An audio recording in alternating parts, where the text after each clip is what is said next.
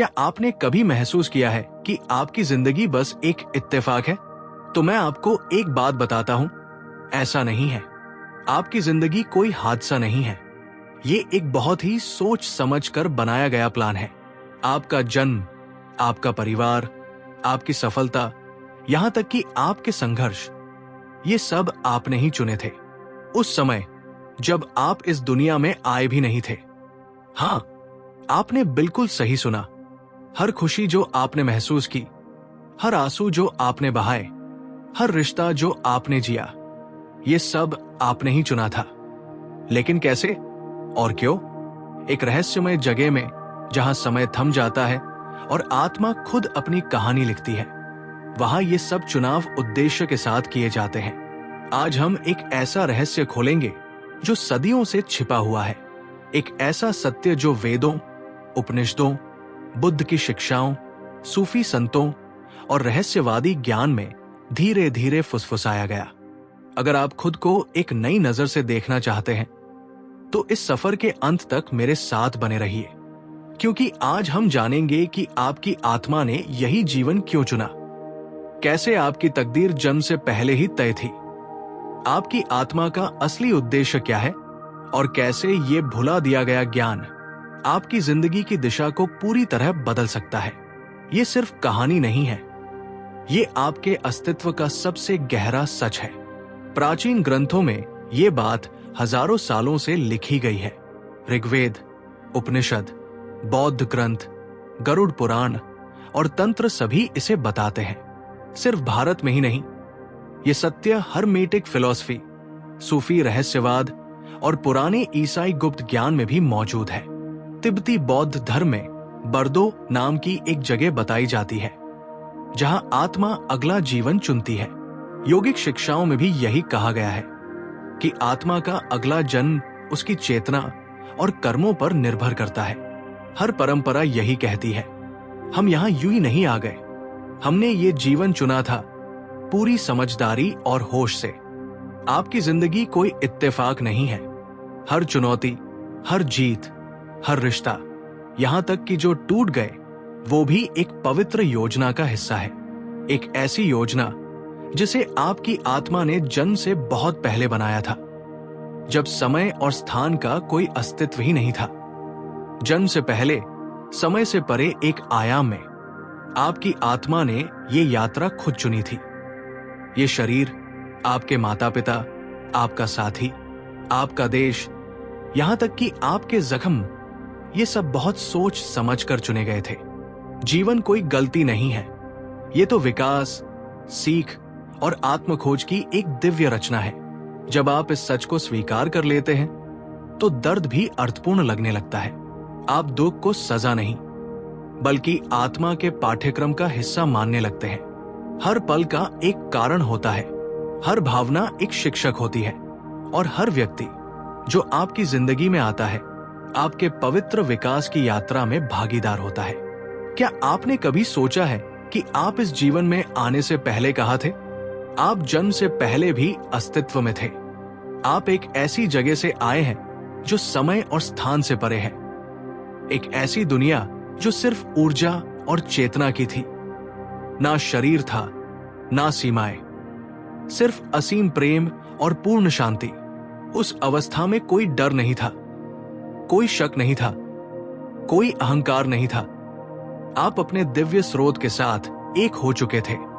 कोई उसे ईश्वर कहता है, कोई ब्रह्मा, कोई यूनिवर्सल माइंड। लेकिन उस आयाम में आप और ब्रह्मांड अलग नहीं थे। आप पूरी तरह से शुद्ध चेतना में लीन थे। ना भूख थी, ना दर्द, ना कोई चाहत, सिर्फ अस्तित्व का आनंद था। और उस आनंद की स्थिति में आप सब कुछ जानते थे। आपको अपने सारे पिछले जन्म याद थे। कितनी बार आपने जन्म लिया, कितनी बार आप मरे, और कैसे हर अनुभव ने आपको आकार दिया। फिर भी उस पूर्णता में एक कोमल सी चाह पैदा होती है, एक पुकार सीखने की, अनुभव करने की, विकसित होने की। क्योंकि बिना अनुभव के चेतना रुक जाती है, और चेतना का स्वभाव है विस्तार।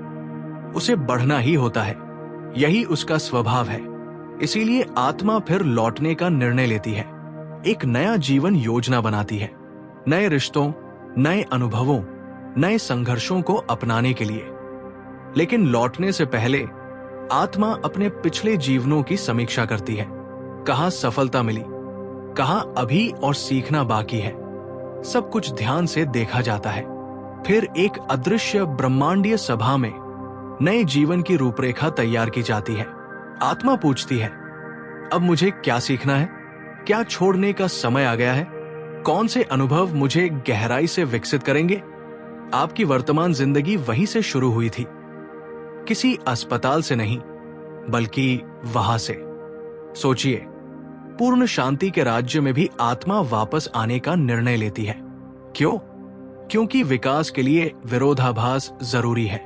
जैसे बीज अंधेरे मिट्टी को तोड़कर अंकुर बनता है, वैसे ही आत्मा को भी चुनौतियों से गुजरना पड़ता है, ताकि वो अपने अंदर के प्रकाश और सत्य को खोज सके।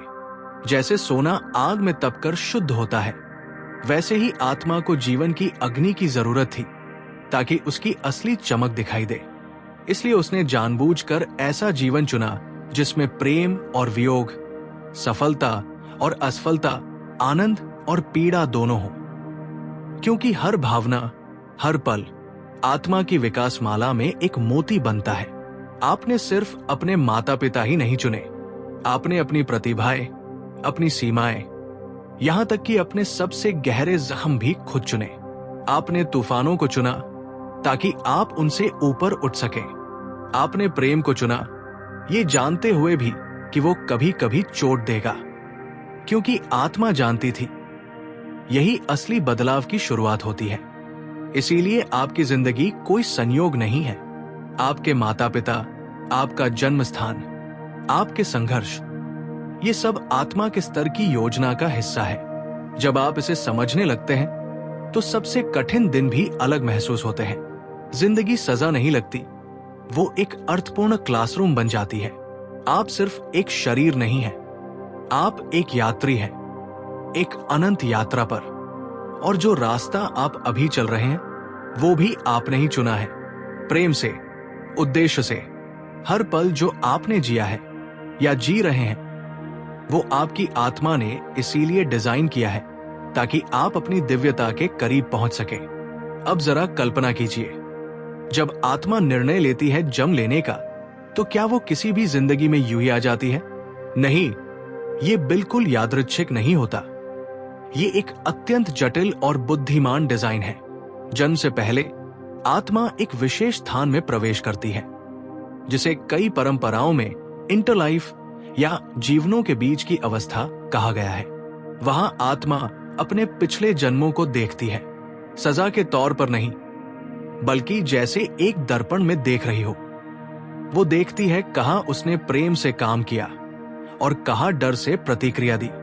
वो देखती है कैसे उसके शब्दों ने किसी को ठीक किया या चोट पहुंचाई। वो सब कुछ महसूस करती है, पछतावे से नहीं, बल्कि समझने और बढ़ने की चाह से। वो पूछती है, कौन से पाठ अधूरे रह गए, कौन से गुणों को अब भी सीखना है। और फिर आध्यात्मिक मार्गदर्शकों की मदद से, हाँ, असली मार्गदर्शक होते हैं, वो अगली जिंदगी का नक्शा बनाना शुरू करती है।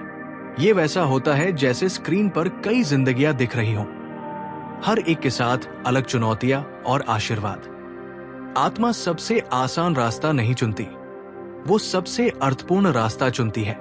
वो माता पिता, शरीर, देश, समय, यहां तक कि शक्तियों और संघर्षों को भी चुनती है।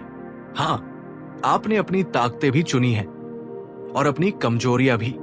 आपने अपने पाठ चुने हैं, क्योंकि विकास ही लक्ष्य था। ये योजना कोई कैद नहीं है, ये एक ब्लूप्रिंट है, लचीला और गतिशील। आपकी आत्मा के पास हमेशा स्वतंत्र इच्छा होती है। वो रास्ते में बदल सकती है, बढ़ सकती है, विकसित हो सकती है, लेकिन जो मूल उद्देश्य था, उसका कारण वो बना रहता है। इसलिए आप यहां हैं, सजा पाने के लिए नहीं, बल्कि जागने के लिए, छिपने के लिए नहीं, बल्कि चमकने के लिए। तो अगली बार जब जिंदगी आपको नाइंसाफ लगे या बहुत दर्दनाक लगे, तो याद रखिए, आपने खुद ये यात्रा चुनी है, सजा के लिए नहीं बल्कि गढ़े जाने के लिए। हर निशान, हर मुस्कान, ये सब आपकी आत्मा की बनती हुई कलाकृति के हिस्से हैं और ये समझ आपकी पूरी जिंदगी को बदल सकती है। चलिए आज बात करते हैं एक ऐसे सार्वभौमिक नियम की जो हर आत्मा की यात्रा को दिशा देता है। इसे कहते हैं कर्म का नियम। लेकिन असल में कर्म है क्या? आसान भाषा में कहें तो हर क्रिया, हर सोच, हर भावना जो आप बाहर भेजते हैं वो ऊर्जा बनती है और वो ऊर्जा कहीं खोती नहीं, वो लौट कर आती है, कभी इस जीवन में, कभी अगले में। जैसे बगीचे में बोए गए बीज धीरे धीरे फूल बनते हैं, वैसे ही हर सोच जो आप बोते हैं वो एक दिन फल देती है। अगर आप प्रेम बोएंगे तो प्रेम पाएंगे, अगर आप नफरत बोएंगे तो दुख उगेगा। कर्म कोई सजा नहीं है, ये कोई ब्रह्मांडीय थप्पड़ नहीं है, ये एक शिक्षक है, एक बुद्धिमान दर्पण जो आपके चुनावों को आपको ही दिखाता है। कर्म आत्मा को उसके खुद के व्यवहार के प्रभाव को अनुभव करने में मदद करता है ताकि वो न्याय न करे बल्कि सीखे। अगर आपने कभी किसी की बिना स्वार्थ मदद की हो तो वही ऊर्जा किसी अप्रत्याशित समर्थन के रूप में लौट सकती है। अगर आपने किसी का दिल तोड़ा तो हो सकता है कि आपको भी टूटने का एहसास हो ताकि आपकी आत्मा विकसित हो सके। आपका वर्तमान जीवन आपके पिछले सफरों का प्रतिबिंब है। कुछ घटनाएं आपको भ्रमित कर सकती हैं या अनुचित लग सकती है, लेकिन हो सकता है वो उन कर्मों की गूंज हो जो आपने बहुत पहले किए थे। शायद आपने कभी किसी को उठाया था और आज कोई आपको उठा रहा है। शायद आपने कभी किसी को दुख दिया और आज आप उस दुख से उबर रहे हैं। लेकिन ध्यान रखिए, कर्म को कभी पीड़ित होने की स्थिति से न जोड़े। आपको सजा नहीं मिल रही, आप बढ़ रहे हैं। कर्म दो स्तरों पर काम करता है। पहला है संचित कर्म, यानी अब तक के सभी कर्मों का योग, और दूसरा है प्रारब्ध कर्म, यानी वो भाग जिसे आपको इस जीवन में अनुभव करना है। आपके वर्तमान अनुभव, चाहे वो सुखद हो या कष्टदायक, उसी प्रारब्ध का हिस्सा है। लेकिन आज जो आप चुनते हैं वही आपका भविष्य बनाता है। तो हाँ, आपका भविष्य आपके ही हाथों में है। हर छोटा सा करुणा भरा कार्य, हर क्षमा का पल आपकी राह को बदल देता है। जब कठिन समय आए तो क्यों मैं पूछने के बजाय पूछिए, मैं इससे क्या सीख सकता हूं? क्योंकि सच्चा ज्ञान दुख को भी उपहार में बदल देता है। कर्म कोई जंजीर नहीं है जो आपको बांध दे। ये एक सीढ़ी है, एक ऐसी सीढ़ी जिस पर चढ़कर आप आध्यात्मिक पूर्णता और आत्मा की परिपक्वता तक पहुंच सकते हैं। अब खुद से पूछिए, क्या यह हो सकता है कि आपकी जिंदगी में जो लोग हैं वो यूं ही नहीं है? क्या हो अगर हर एक व्यक्ति, दोस्त, प्रेमी, यहां तक कि दुश्मन भी एक आत्मिक समझौते का हिस्सा हो जो आपने जन्म से पहले किया था? हाँ, आत्मा के अनुबंध वास्तविक होते हैं और ये बहुत गहरे होते हैं। जन्म से पहले आपने कुछ आत्माओं के साथ पवित्र अनुबंध किए थे। कुछ आपको सहयोग देने के लिए आए, कुछ आपको चुनौती देने के लिए, कुछ प्रेम देने के लिए और कुछ आपको चोट देने के लिए, ताकि आप क्षमा करना सीख सकें, उठना सीख सकें और अपनी ताकत और मूल्य को पहचान सकें। आपके माता पिता, जीवन साथी, बॉस, यहां तक कि जिसने आपका दिल तोड़ा, हर किसी ने एक भूमिका निभाई। कुछ आत्माओं ने आपको तोड़ने के लिए सहमति दी ताकि आप खुद को और मजबूती से बना सके। कुछ रुकी ताकि आप बिना शर्त के प्रेम को महसूस कर सके। हर आत्मा, हर भूमिका का एक उद्देश्य था। कभी कभी कोई आत्मा खलनायक की भूमिका निभाने के लिए भी तैयार होती है, नफरत से नहीं बल्कि प्रेम से, ताकि आपकी जागृति हो सके, ताकि आप भीतर की ओर देखने को मजबूर हो। आपको उनका धन्यवाद करने की जरूरत नहीं है, लेकिन इतना जान लीजिए कि वो तकलीफ देने वाले रिश्ते भी आपकी आत्मिक यात्रा की स्क्रिप्ट का हिस्सा थे। आत्माएं अकेले यात्रा नहीं करती, हम समूह में आते हैं, जिन्हें आत्मिक समूह कहा जाता है। आप बार बार एक ही आत्मिक समूह के साथ पुनर्जन्म लेते हैं। कभी मां, कभी भाई, कभी दोस्त, कभी दुश्मन। भूमिकाएं बदलती हैं, लेकिन संबंध बना रहता है। उद्देश्य विकास।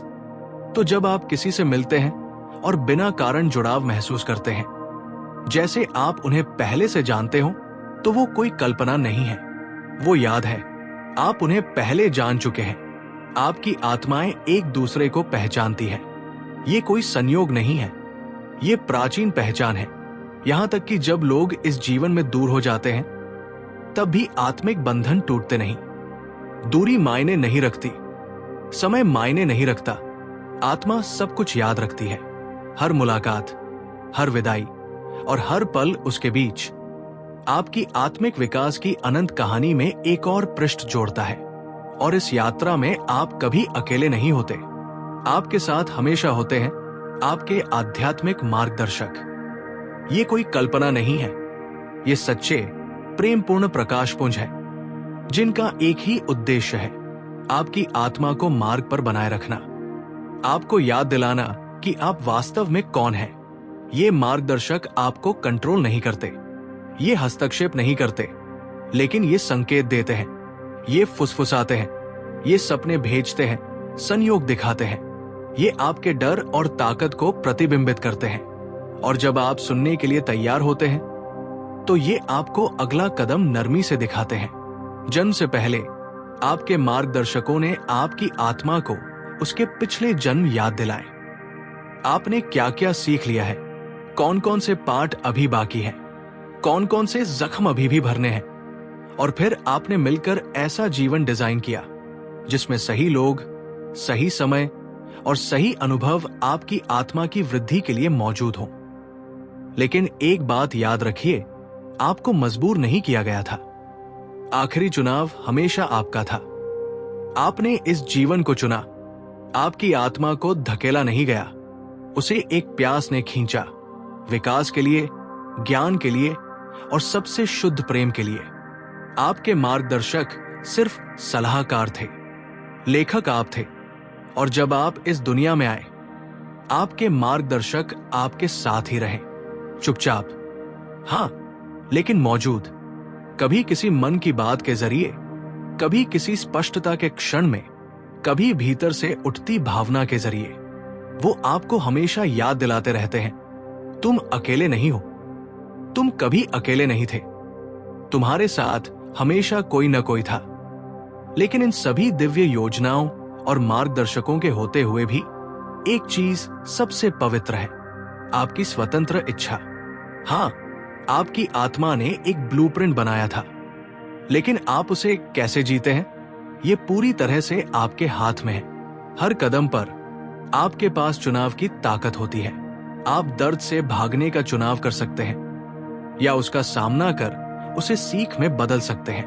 आप गुस्से में रह सकते हैं, या क्षमा का रास्ता चुन सकते हैं। आप डर से जी सकते हैं या प्रेम से। हर चुनाव आपकी यात्रा को आकार देता है। आपका व्यवहार आपकी कूची है। आपका जीवन एक कैनवास है। कभी आप कोई पाठ जल्दी सीख लेते हैं और जीवन आसान हो जाता है। कभी डर या अहंकार आपकी सीख में देरी करता है और जीवन भारी लगने लगता है। इसी वजह से कोई भी ज्योतिषीय चार्ट, कोई भी भविष्यवाणी आपका रास्ता पूरी तरह से नहीं बता सकती, क्योंकि आपकी इच्छा हर क्षण उसे बदल रही होती है। यही तो इस दिव्य खेल की खूबसूरती है।